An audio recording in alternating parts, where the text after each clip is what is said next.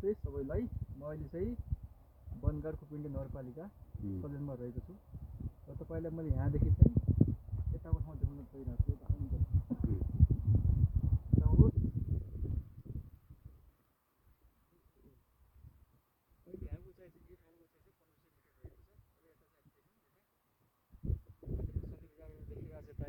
यहाँ क्यामेरामा देखिन्छ देखिन थाहा भएन होइन, यो सल्यानको एरिया हो।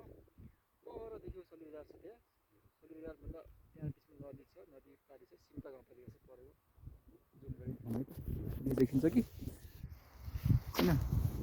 ऊ पर देखेको चाहिँ यो डाँडोको पल्लोपट्टि अलिकति देखेको त्यो चाहिँ बर्ड लेक हो, सिम्ताको बर्ड लेक। र यताबाट पूर्वाकोटहरू पनि देखिन्छ।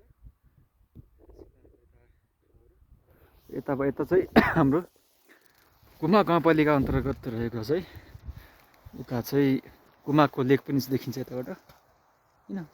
कुमाको लेक हो यो। यता गुरुदासे भन्ने ठाउँ पनि छ है, सिधा देखिएको गुरुदासे। यहाँदेखि हिमाल पनि देखिन्छ, धौलागिरी हिमाल रेन्ज पनि देखिन्छ यहाँदेखि। अलिअलि प्रश्न देखिएन, यो तुवालो लागेको छ कि अहिले।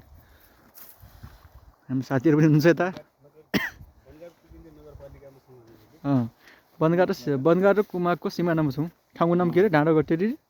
यता के अरे? के भन्थे? बारुले भन्थे। बारुले भन्थे। काब्रा हो। ल त अब अलिक पुरानो लागेर चाहिँ अलिक प्रश्न देखिएको छैन। अलिक प्रश्न देखिनलाई बिहान आएपछि प्रश्न देखिन्छ होला। ल यो भिडियो मैले यही अन्त्य गरेँ।